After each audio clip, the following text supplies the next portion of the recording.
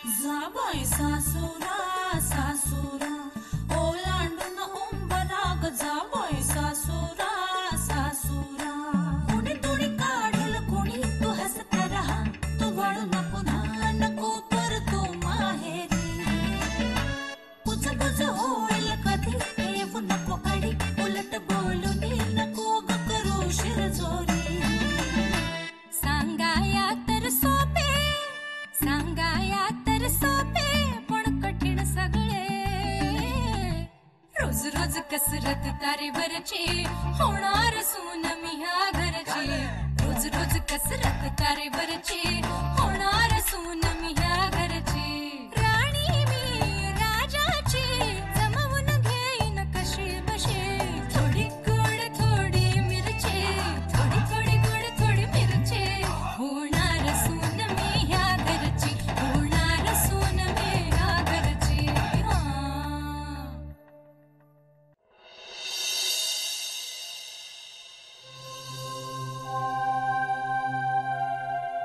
वहिनी, श्रीचं आपल्या सगळं व्यवस्थित होईल ना? मला तर बाई काळजीच वाटून राहिलीये. आज जेवल्या सुद्धा नाहीत कुणी धडपणे.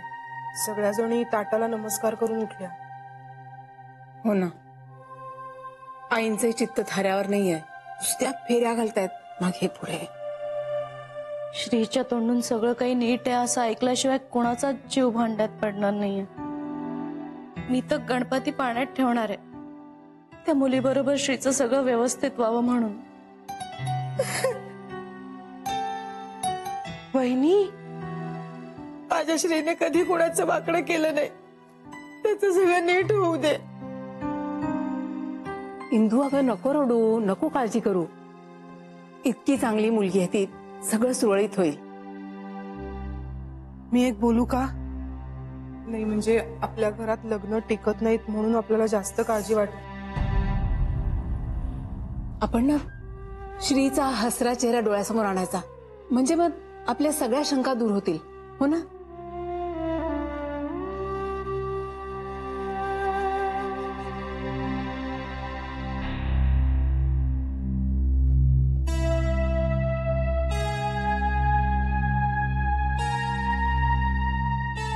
चहा घे. अगं आई, मी घेतला असता ना, तू कशाला त्रास घेतलास? राहू दे ग, आता किती दिवसांची पाहुणी राहिलीस तू. करू दे मला माझ्या लेकीसाठी थोडं. माझं दुखणं काय नेहमीच आहे. जावई बापू भेटले होते. साखरपुड्याच्या तारखेविषयी काही बोलले का ग? हो. मलाही आला होता फोन त्यांचा. म्हणत होते जान्हवीला फिरायला नेतो म्हणून. गेला होता? जावई बापू ना म्हणजे अगदी कर्णाचा अवतार आहे. अगं 5 तोळ्याचं मंगळसूत्र करायला टाकलंय त्यांनी. साखरपुडाही अगदी आपण धामधुमीत करायचा असं म्हणत होते. मी म्हटलं नको बाई, अहो माझ्या मुलीचं पहिलंच लग्न आहे, पण तुमचं दुसरं आहे. उगाचच सगळ्यांना बोलायला आणखीन आपण संधी कशाला द्या. म्हटलं आपण अगदी घरगुती पद्धतीनेच करू. नुसतं काय करतेस? बोलत का नाहीयेस? तू असताना दुसरं कोण काय बोलणार? तुम्ही ना सारखे मलाच टोमणे मारत बसा. उद्या पोरगी त्या घरी जाऊन महाराणी बनेल ना, तेव्हा कळेल माझी किंमत. ही बघ, ही बघ तुझ्यासाठी साडी आणली. छान आहे ना? अगदी खुलून दिसेल बघ तुला. नुसतं काय करतेस? आवडली असं तरी म्हण. बोल बोल. तिला हवं तसं बोलायचं, तिला हवं ते करायचं. तुम्ही जरा गप्प बसाव. जा जा त्या रघु अण्णांकडे जा. मला जरा जान्हवीशी बोलायचं. म्हणजे जानूला काय वाटतं याचं तुला काही? बाबा, आपलं काल बोलणं झालंय ना या विषयावर, प्लीज. ठीक आहे, माझं ऐकायचंच नाही असं तू ठरवलंयस, तेव्हा आता परमेश्वरच तुला सुबुद्धी देव.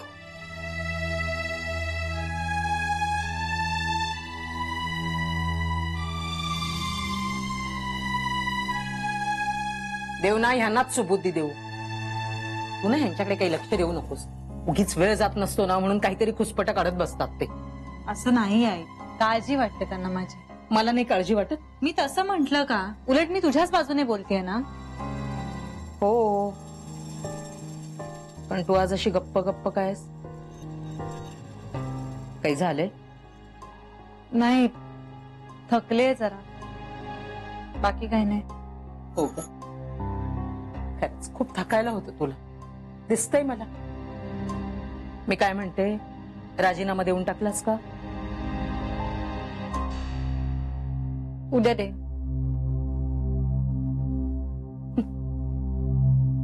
जान्हवी, हे बघ मी काय आणलंय बघ, जावई बापूंसाठी घेतलीये मी.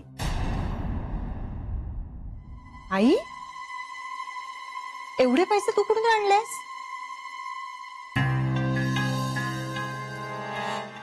सांगते ना, सगळं सांगते. लोकांना वाटतं मी सावत्र आहे. मला कशाला तुझ्याबद्दल काही वाटेल? तू मला रोजच्या खर्चासाठी, भाजीसाठी म्हणून जे पैसे ठेवून जायचीस ना, त्यातनं थोडे थोडे थोडे थोडे वाचवून मी असे बाजूला करून ठेवले होते. मला एक मुलगी आहे, तिच्या लग्नासाठी मला काहीतरी करता येईल म्हणून. आणि त्याच्यातनं मी ही अंगठी केली.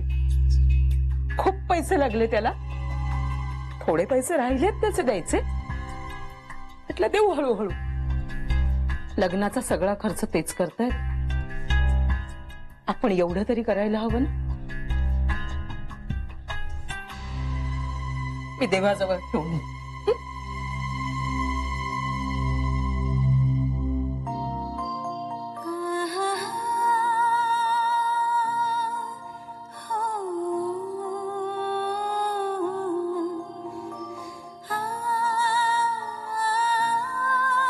आई, अगं किती करतेस माझ्यासाठी. कोण म्हणेल ग तुला माझी सावत्र आई आहेस असं? I am sorry. त्या लग्नाच्या विषयात जरा माझं मन खट्टू झालं होतं. नाही म्हणजे लग्न करायचं नाही असं नाही ग, पण भीती वाटतेस ना, मन जुळतील का, स्वभाव जुळतील का. तू इतकी छान मुलगी आहेस ना, की तुझं कोणाशीही जमून जाईल. आणि खरंच सांगते, पुढच्या जन्मी माझ्या पोटची पोर म्हणूनच जन्माला येईल.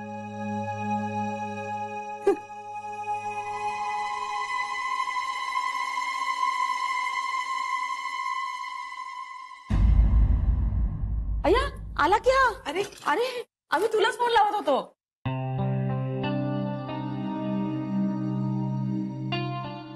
काय झालं? बरं नाही का वाटत आहे? नाही, काय नाही. अरे पण मग असा चेहरा का पडलाय तुझा? अगं डोकं दुखतंय थोडस. अरे देवा, ताप नाहीये ना? नाही, ताप नाहीये. ऑफिस मध्ये काही झालं का? नाही. मी तुझ्यासाठी ना गरमागरम चहा करून आणते आणि बाम लावून देते तुला. हा, बेबी आत्या, मला चहा नकोय. आणि मला एक महत्वाचं काम पण आहे. अरे बाळा, तू काम कर, पण आत्या प्लीज मला अर्धा तास दे. अरे पण प्लीज मला अर्धा तास द्या. I will be all right.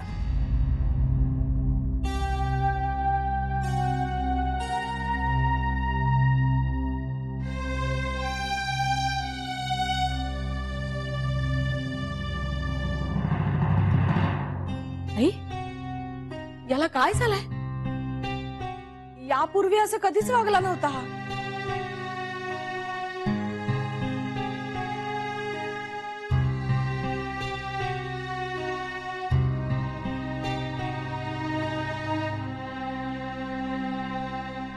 मनात आणलं ना तर बाई अख्खं जग चालवू शकते.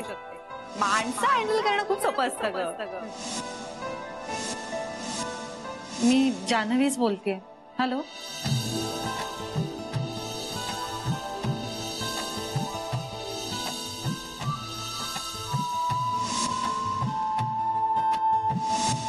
तुम्ही पण मला एकेरी नावाने हाक मारायची. पण मला ना तुम्हाला मी ज्याच्याशी लग्न करीन ना त्याच्यावरच आयुष्यभर प्रेम करेन.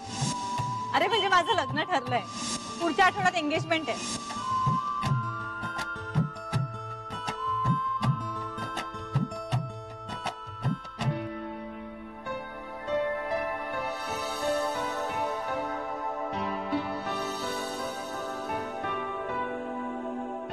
का होतं असं? आयुष्यात जे कधी मिळणारच नसतं ते आपल्या वाटेत तरी का येतं? कसली थट्टा आहे ही? चांगला जगत होतो मी, माझा माझा. का ती मला भेटायला हवी होती? का जीव जळायला हवा होता? मला ती कधी मिळणारच नव्हती, तर हे सगळं का घडायला हवं होतं? असो, चालायचंच. दिस इज लाईफ. आपल्याला हवं ते सगळं मिळतंच असं नाही, नाही का?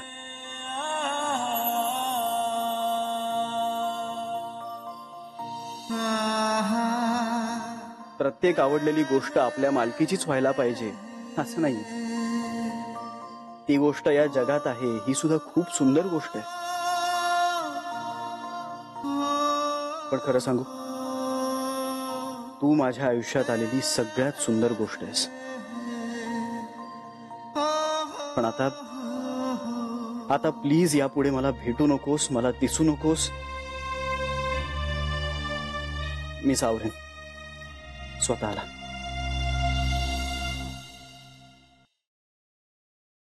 आई, श्री अजून आला नाही? आलाय आलाय आलाय तो. आलाय?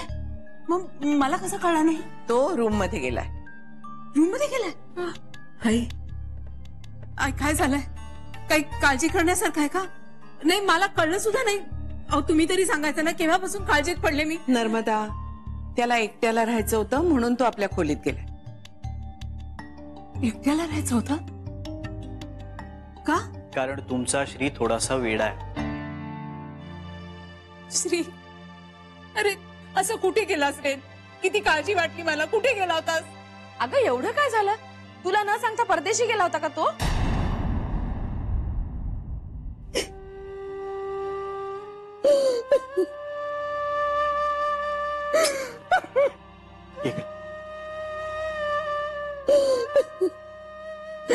श्री, तू तुझ्या बाबांसारखं मला न सांगता कुठे जाणार नाहीस तर रे? तू कुठे गेलास ना, मी जिवंत सुद्धा राहू नाही शकणार. नर्मदा, शांत हो, शांत हो.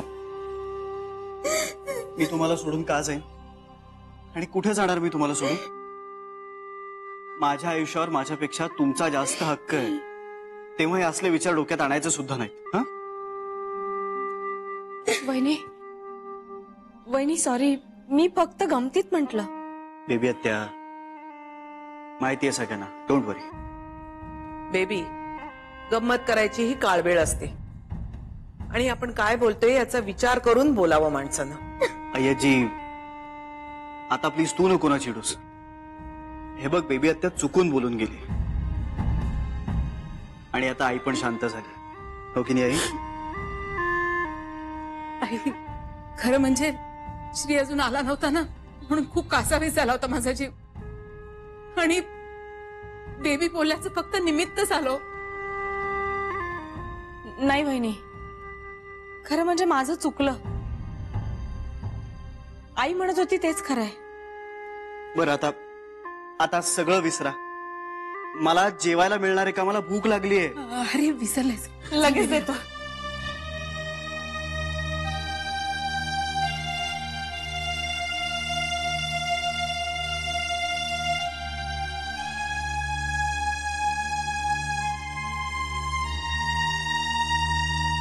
श्री,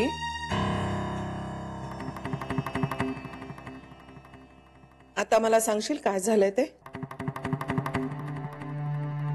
कुठे काय?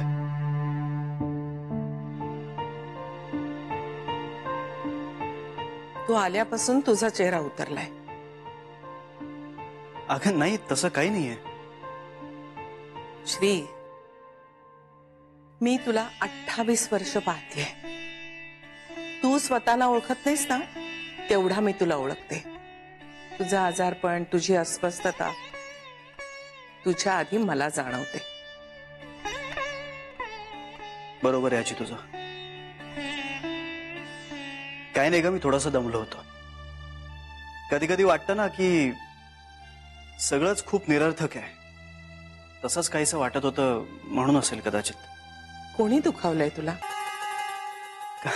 काय नाही ग, कामाचं प्रेशर, दुसरं काही नाही. आणि आता मला खूप भूक लागली, मला तुझ्या हातचा शिरा खायचा आहे. ठीक आहे, तुला जेव्हा सांगावंसं वाटेल ना तेव्हा सांग.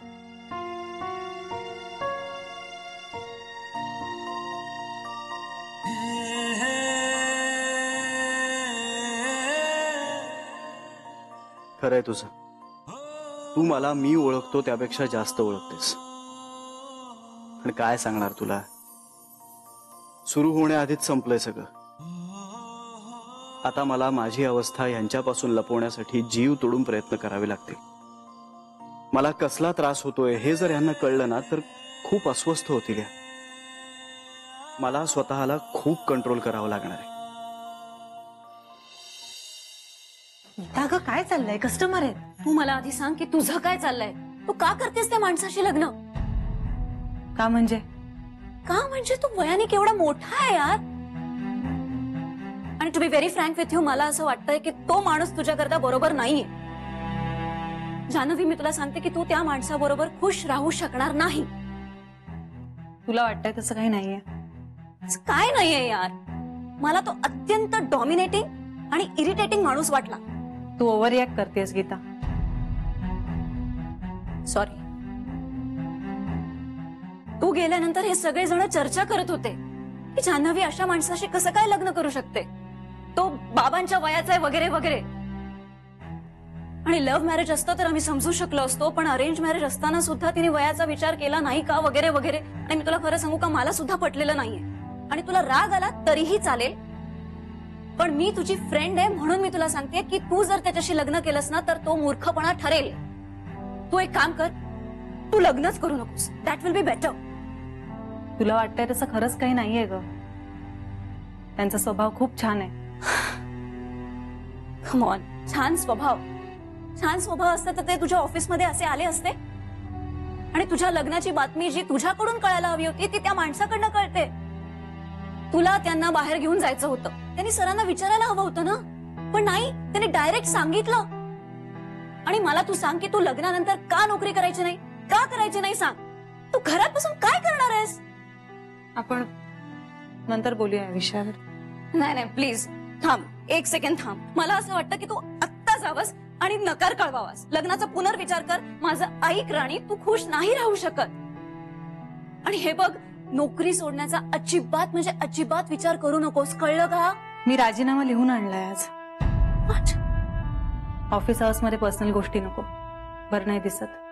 मला सरांना भेटायचंय, राजीनामा द्यायचा माझा. आलेच. मला का बोलवलं? काय?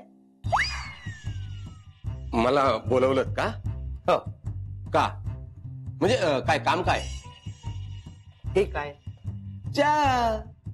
म्हणजे शतकानुशतक लोक ज्याला चहा असं म्हणतात तो चहा होता होय.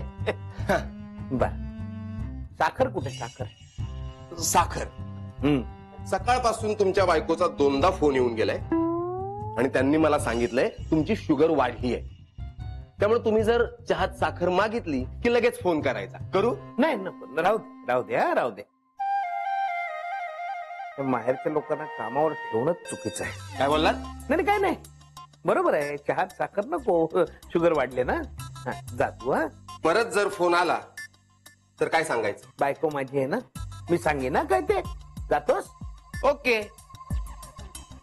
कधी कधी मला प्रश्न पडतो, मी याला नोकरीवर ठेवलाय का ह्यानी मला.